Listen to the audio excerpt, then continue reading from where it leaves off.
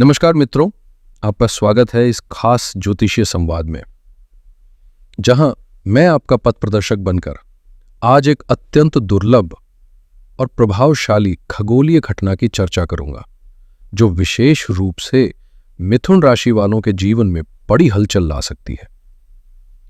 आकाश में दो विपरीत लेकिन बेहद ताकतवर ग्रह, मंगल जो ऊर्जा, साहस और त्वरित निर्णय के प्रतीक है, और शनि जो न्याय, धैर्य और कर्म के शिक्षक माने जाते हैं, एक दूसरे के आमने सामने खड़े होकर समसप्तक योग का निर्माण कर रहे हैं। यह ज्योतिषीय युति कोई साधारण संयोग नहीं, बल्कि अगस्त से 13 सितंबर 2025 के बीच एक ऐसा शक्ति संघर्ष है जिसमें दोनों ग्रह एक दूसरे को सीधी दृष्टि से देख रहे होंगे, यानी 7वें भाव में स्थित होकर एक दूसरे पर अपनी पूरी शक्ति केंद्रित करेंगे। यह टकराव न केवल मिथुन राशि के जातकों के लिए मानसिक, व्यावसायिक और संबंधों के स्तर पर गहरे परिवर्तन लाएगा, बल्कि हमें जीवन में संतुलन, धैर्य और सही निर्णयों की परीक्षा भी देगा। इस कालखंड को केवल संकट नहीं, एक अवसर के रूप में भी देखा जा सकता है, अपने भीतर छिपी क्षमता को पहचानने और जीवन की दिशा को एक नई गति देने का। लेकिन दोस्तों, कहानी अभी अधूरी है। इस खगोलीय उठापटक में और भी परतें जुड़ती जा रही हैं, और इसे कहीं ज्यादा जटिल, रहस्यमय और तीव्र बना रहे हैं राहु और केतु जैसे छाया ग्रह, जो हमेशा पर्दे के पीछे से खेल रचते हैं। अब ये सिर्फ दो ग्रहों का आमना सामना नहीं, बल्कि एक ऐसा खगोलीय चतुष्कोण बन चुका है जो जीवन के दो सबसे अहम पहलुओं, एक ओर आपके निजी सुख, घर और मानसिक शांति को, और दूसरी ओर आपके कर्म, प्रतिष्ठा और सामाजिक पहचान को सीधा चुनौती दे रहा है। तो आखिर ये मंगल और शनि का समसप्तक योग वास्तव में है क्या, और राहु केतु किस तरह इस युति में ईंधन डालकर इसे और भी विस्फोटक बना रहे हैं। आने वाले ये लगभग 45 दिन मिथुन राशि वालों के लिए किस तरह की बड़ी घटनाओं, असामान्य लाभों या संभावित चुनौतियों का संकेत दे रहे हैं।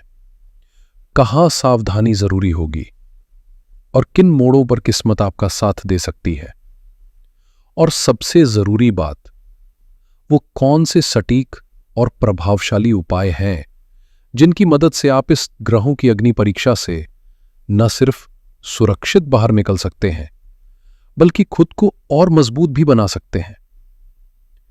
इन तमाम जटिल सवालों के जवाब हम आज की इस गहराई से की गई चर्चा में तलाशेंगे, और मैं आपसे आग्रह करता हूं कि इस पूरे विश्लेषण को शांत मन और पूरी एकाग्रता के साथ अंत तक जरूर सुनें, क्योंकि इसमें छिपी हर एक बात आपके भविष्य की दिशा और निर्णयों को गहराई से प्रभावित कर सकती है।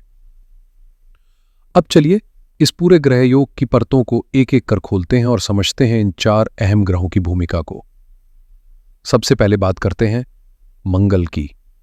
ये आपके लिए लाभ के कारक है, यानी आपकी आमदनी, आकांक्षाएं और उपलब्धियां इनके अधीन है।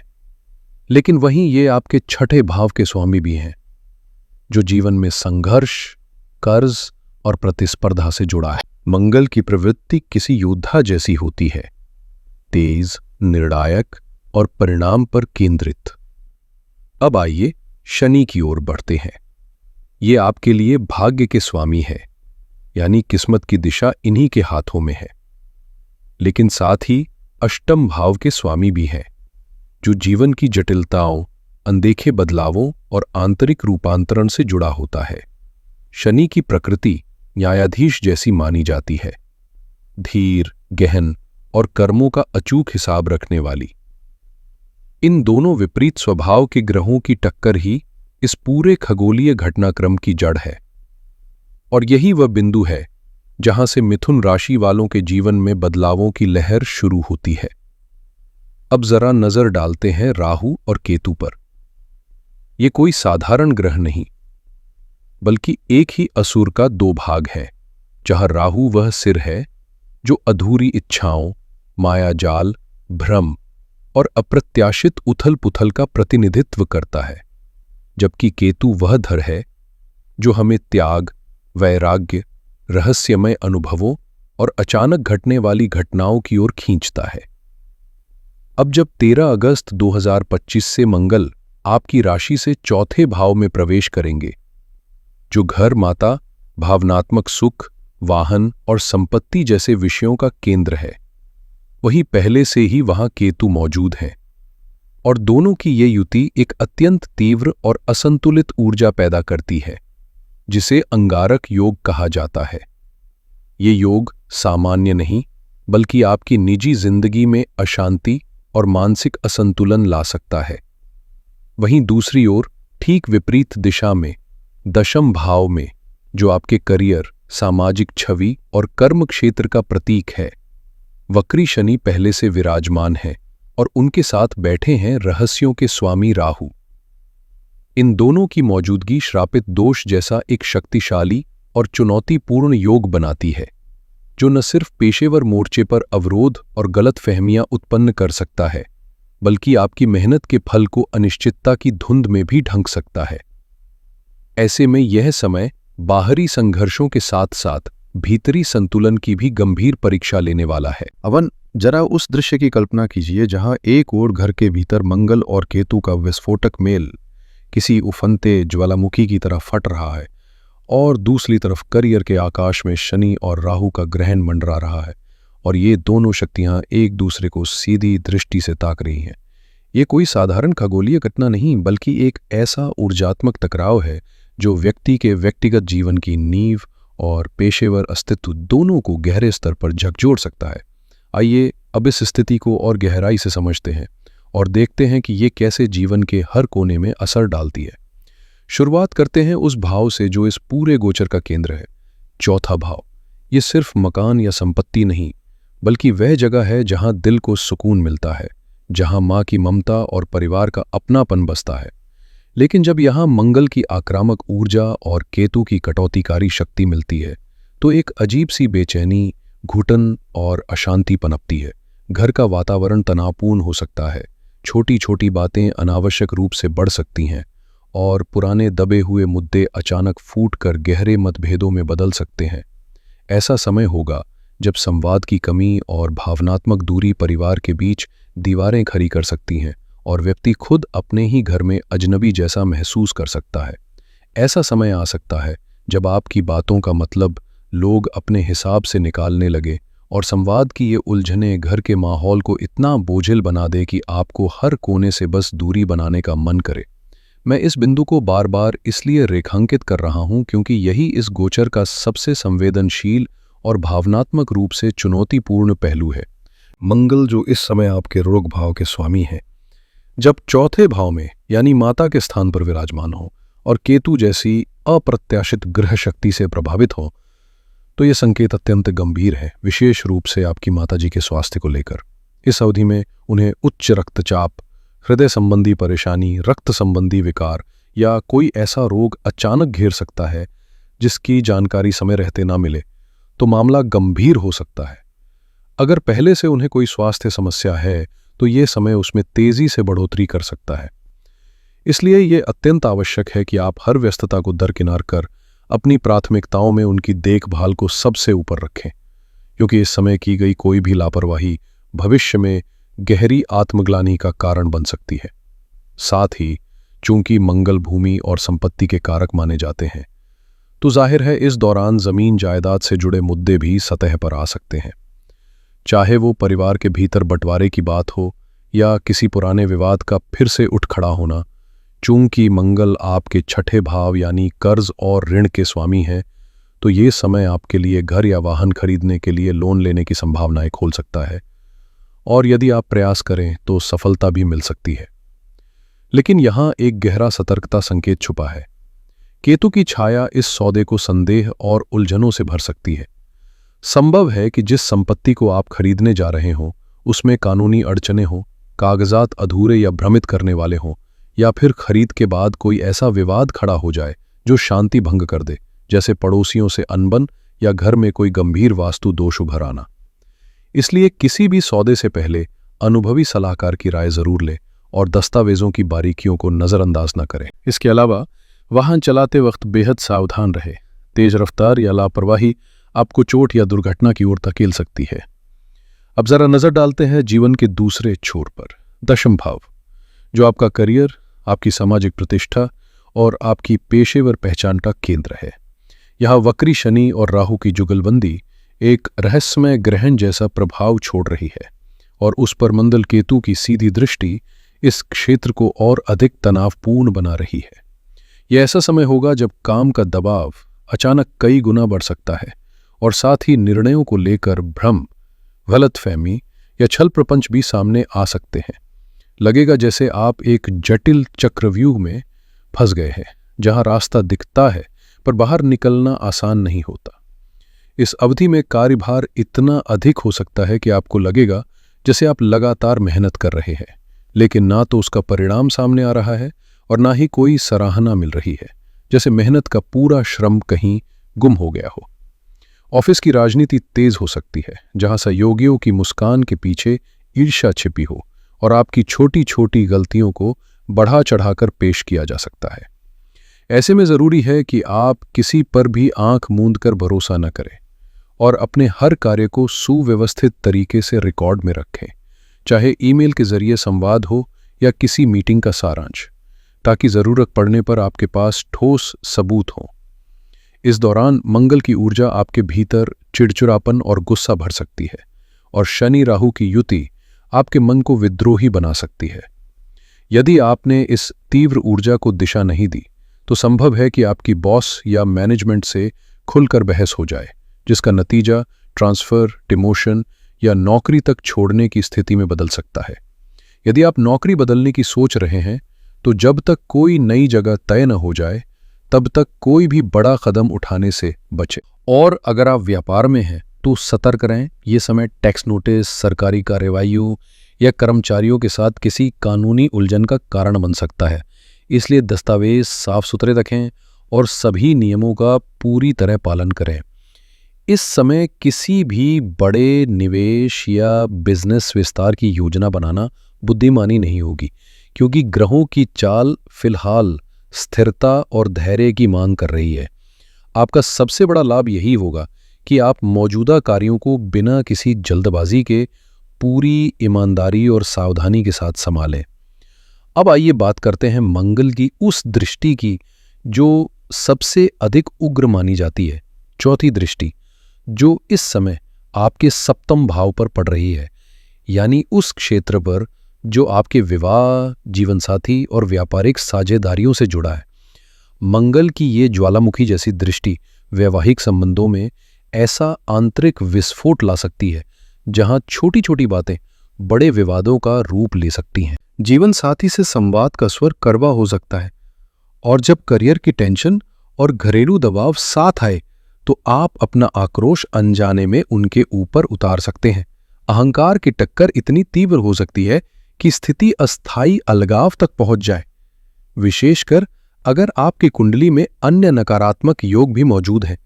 ऐसे समय में इस रिश्ते को टूटने से बचाने का एकमात्र मंत्र है मौन और संयम। जब भी महसूस हो कि बहस बढ़ने वाली है, तो शब्दों की आग बुझाने के लिए चुप रहना ही सबसे बुद्धिमानी भरा कदम होगा। यही बात आपकी व्यापारिक साझेदारियों पर भी लागू होती है। पार्टनरशिप में अविश्वास की दीवार खड़ी हो सकती है, संदेह पनप सकता है, और यदि आपने बातों को ठीक से स्पष्ट नहीं किया, तो एक मजबूत समझ भी दरारों में बदल सकती है। इसलिए इस समय रिश्तों को संवारने की जिम्मेदारी आपके धैर्य और विवेक पर टिकती है। पैसों की लेनदेन या भविष्य को लेकर बनी योजनाओं पर आपके और आपके साझेदार के बीच गंभीर असहमति उत्पन्न हो सकती है, जो संबंधों में दरार और यहां तक कि साझेदारी के टूटने तक की स्थिति खड़ी कर सकती है। इसलिए हर निर्णय सोच समझकर पूरी सतर्कता के साथ लें। अब आइए उस पहलू पर ध्यान दें जो इस तमाम ग्रह उलझन के बीच एक उम्मीद की किरण बनकर उभर रहा है। मंगल की 8वीं दृष्टि इस समय आपके लाभ भाव यानी 11वें घर पर पड़ रही है, जो उनकी अपनी ही राशि मेष में स्थित है, और इसके साथ साथ बृहस्पति और शुक्र का गोचर आपके दूसरे भाव में हो रहा है, जो कि धन, परिवार और वाणी से जुड़ा होता है। यह एक शक्तिशाली धन योग बना रहा है, जो दर्शाता है कि तमाम चुनौतियों के बावजूद आपकी आमदनी का प्रवाह थमेगा नहीं। पुराने रुके हुए पैसे मिलने की संभावना है। नौकरी करने वालों को प्रमोशन के साथ ट्रांसफर मिल सकता है। और व्यापारियों के लिए ये समय भले ही कठिन हो, लेकिन इसी कठिनाई के बाद कोई बड़ा ऑर्डर या नया अवसर जीवन की दिशा बदल सकता है। हाँ, ये बात जरूर समझ लें कि ये फायदे आपको थाली में सजकर नहीं मिलेंगे। इसके लिए मेहनत की आग में तपना होगा, धैर्य की कसौटी पर खरा उतरना होगा और हालात से लड़कर अपने लिए रास्ता खुद बनाना होगा। आपके दूसरे भाव में विराजमान देवगुरु बृहस्पति इस समय आपके लिए एक अदृश्य ढाल की तरह काम कर रहे हैं।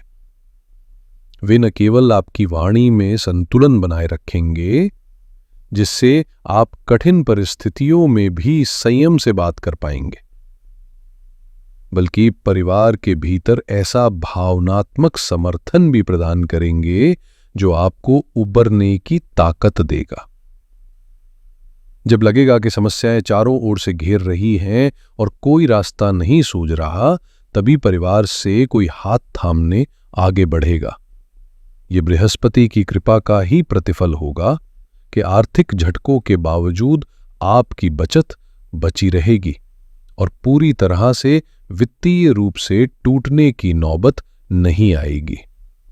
तो साथियों, आपने खुद देखा कि ये ग्रह गोचर कितनी परतों में बंधा हुआ है। कभी आंसू देता है तो कभी उम्मीद की किरण दिखाता है। एक ओर ये आपके धैर्य और मानसिक संतुलन को कसौटी पर रखता है, वहीं दूसरी ओर ये आपको हर संघर्ष के बाद एक नई सीख और एक नई ताकत देने के लिए भी तत्पर है।